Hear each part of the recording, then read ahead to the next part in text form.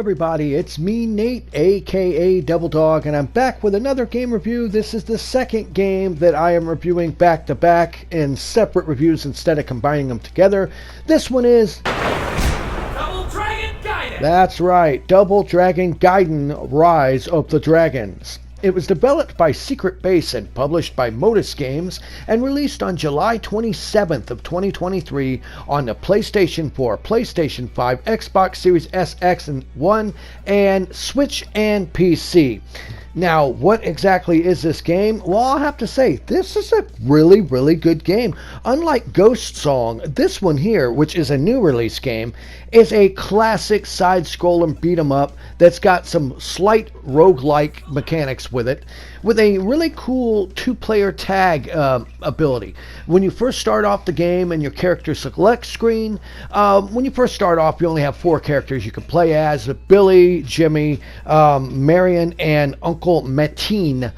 And the reason why is as you progress through and you beat this game, you'll get tokens, and these tokens you use in their store to actually unlock other playable characters. Now, one thing I will have to say, each character plays completely different and has their own different move sets. Playing as Marion is kind of gun-oriented, while Billy and Jimmy, or Bimmy as they like it, Bimmy, they naturally have their classic attacks. And as you're doing your moves, you have your regular moves, you have a jump move, you have a dash move, you also have your super move, and also you have a tag button. So at certain times, as long as your meter is full, you can tag into the other character that you have. Currently, this game has local co-op. It doesn't currently have online co-op, which sucks. I hands down can't wait for them to come out with this online, but currently right now, if you want to play with more than one character, you have to do it with couch co-op, aka local co-op. So that's a disappointment, but it doesn't deter from this game. This actually is really, really good. Now, I'm not going to really get into a massive detail, but here's a quick synopsis of this game. Prepare to throw down the Double Dragon way in this fresh addition to the iconic beat-em-up franchise. It's the year 1990X, and nuclear war has devastated New York City, leaving its citizens to fight for survival as riots and crime engulf the streets. The city has been overtaken by criminal gangs who terrorize its ruins as they fight for total dominance. Unwilling to endure these conditions any longer, young Billy and Jimmy Lee take it upon themselves to drive the gangs out of the city forever. Honestly, the overall plot of this, it's a Double Dragon game. Let's be honest, the first game had some thugs come up and punch Marion in the gut and steal her, and you end up fighting to get her back. Now, this isn't much deeper. I will say the plot is kind of dumb, but it consists of you basically clearing out these thugs of the city to save the day. And there's 4 different main gangs that you fight through this game.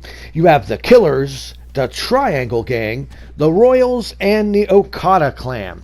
Now, each one has their own sets of thugs and their own levels, side-scrolling levels, as you get to the boss and defeat the boss. Now, the one thing that's actually really cool about this, though, is you can play and defeat any of these levels in any order. There's only 4, but the way they mix this game up is depending who you pick first, the other gangs will get stronger. So the first character, gang that you pick and take down, pretty self-explanatory. The level isn't that long, but each time you do this, the other levels double in size and they double the amount of enemies that attack you. It's really cool because when you beat one guy, as you see here, then the other gangs toughen up. They beef up their security. They build a bigger dojo, hideout, whatnot. So each time you play, you're like, okay, this level was kind of short and easy. But when you get to the second level that you picked, the second boss that you fight and everything, it's a double-sized level and with more enemies, and the boss is harder to fight and even has some minions thrown into the mix. And I like that because each time it does get significantly harder. And this is where the roguelike aspects in this game come into play, that as you go through and you collect money and everything else, you can use it to upgrade your characters, make them be able to have a little bit stronger move sets, a little bit bigger health pool, have some health regeneration when you're tagging them out. and it will cost you a certain amount of money to continue if you happen to die. Now, there is a menu, as you see here at the very beginning, where you can adjust it to make it a little bit easier on you if you want to, or you can make it more difficult if you like that challenge. Now, along the way, as you're going through and you're beating up thugs, if you actually beat up a lot of thugs at once, you'll get like a bonus, a food bonus. It's kind of annoying because it fills the screen as you see, but it'll drop some food. So, save that food. It doesn't seem to go bad. It'll just stay there. And, if you have full health and you pick it up, you'll get extra money. And if you need health and you eat it, you get your health back. It's actually pretty cool. And like I said, it has a really great progression in this game with the ability of tagging your partner in and out. You can't do it all the time. You have to wait for the little meter to say tag or special before you can tag in your brother or your other playable character. And of course, if the other character is dead, you'll have to wait for them to either get revived or you have to let them, as you see, get their health recharged as you're fighting and letting them rest in the background. Now, like I said, each character plays completely different. The tokens actually unlock different characters with unique move stats and speed. It's tons of different fighters, tons of different moves. And at first I thought it played a little bit clunky and slow until I got the hang of the mechanics of how you can dash and pick up weapons. And, like I said, the one button, I think it's square button is your normal attack. And then one button to help, it's a jump move. Your trigger makes you dash. Your L1 button makes you tag your partner out. And hands down, I have to say the music in this is fantastic. It's got a lot of classic remixes of the original Double Dragon music. So if you remember the classic Double Dragon song, it even starts at the beginning when the title screen. And honestly, I can honestly say that I am quite impressed with this game. It still isn't that large of a game, and it is fairly easily beatable. I mean, honestly, the harder difficulties do make it quite a challenge, but honestly, I was able to beat it in about 2 hours, and you can do it a little less, and if you want to get everything, naturally, you can spend maybe 5-6 hours with it total to unlock everything, because after you go through, your cash is converted into the tokens, which you can use at the shop to unlock art, other playable characters, which, like I said, there's 9 different unlockable playable characters. Most of them are the bosses from this game, but there's some other ones, some surprises, like a Bobo. You can't have a Double Dragon game without a Bobo. Everyone knows who a Bobo is. I mean, it's seriously a Bobo. Now, that's all fine and dandy and great, but I do have to point out a couple flaws with this game.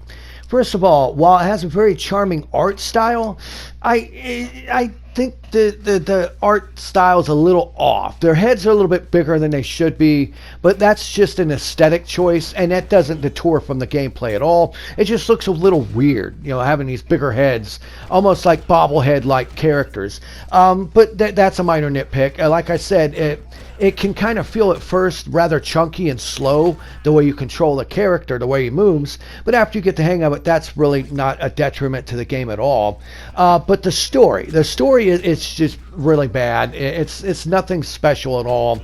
And the other main problem I have with is the overall game length. Yes, I realize this is a game you can play multiple times through to unlock everything. But honestly, after playing like the Streets of Rage new game, Streets of Rage 4, whatever it was, this one, it seems lengthwise kind of shallow. It does have some really neat mechanics with the different playable characters, which definitely mixes it up, but it's basically fundamentally the same game through each time, other than playing it and picking the bosses in a different order, so you get to see all the other different levels you might have missed. Because, like I said, it keeps expanding each of the remaining enemies' hideouts larger each time.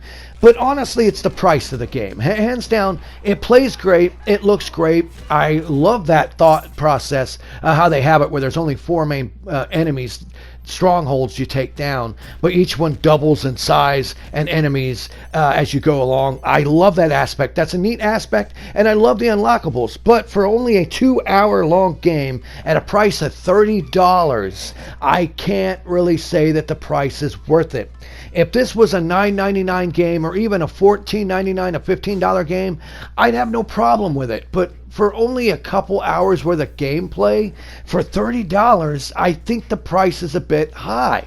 but that's really the only things I can say and complain about it. That and the fact that it doesn't currently have an online mode. They need to get an online mode for this. That will really sell it even more. Playing online with other people and friends, I think, would really add more value to it.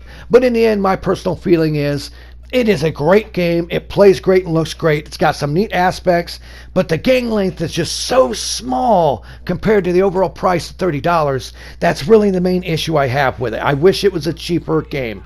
If you wait and pick it up when it's on sale, I say go for it, because it is a great playing game. In the end, that's my personal opinion on Double Dragon Gaiden. Please leave in the comments below if you played this, if you plan on playing it, if you agree or disagree with my review. Once again, thank you for watching this video. Please give me a thumbs up. Leave lots of comments below. I can answer each and every single one of them. What were your thoughts of Double Dragon Gaiden? Do you think it was worth it or not? And remember, here at Double Dog Gaming, we always end our videos by saying, have fun, play hard, and remember, people, the devil is in the details. Peace out until next time.